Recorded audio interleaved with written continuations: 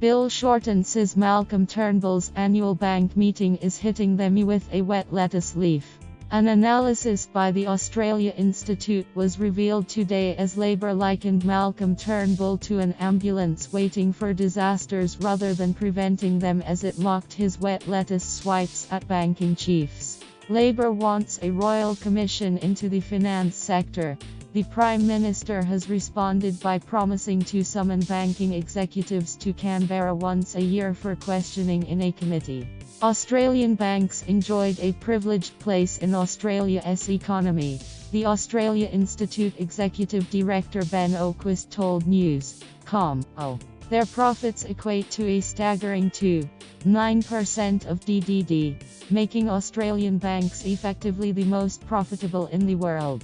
That means 2.9% of every $100 earned in Australia ends up as bank pre-tax profit, compared to the US and UK at $1, 2 and 90 cents % respectively. China is the highest after Australia at $2.80, Sweden $2.60 and Canada $2.30. The Australia Institute also pointed to public money being used to secure the banking sector. Excessive profits provide a drag on the economy and hurt consumers who pay higher margins on bank products.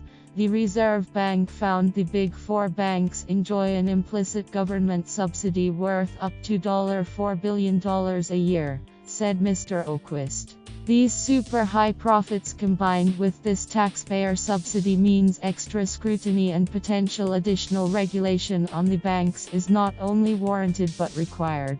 The Prime Minister has responded to outrage after banks declined to pass on to borrowers the full cut in official interest rates announced on Tuesday. Banks have rejected a full inquiry as unnecessary, damaging to faith in the sector, and potentially spooking investors. But Mr. Turnbull said the banking bosses would be called before a parliamentary committee once a year to explain their policies. Opposition leader Bill Shorten said this would not be enough and said, "The banks have pocketed $1 billion," and laughed at Mr. Turnbull. Mr. Shorten said the annual appearance of executives from the Big Four, Commonwealth, Westpac, and NAB, confirmed Mr. Turnbull realised an inquiry beyond the policing of the Australian Securities and Investments Commission was needed.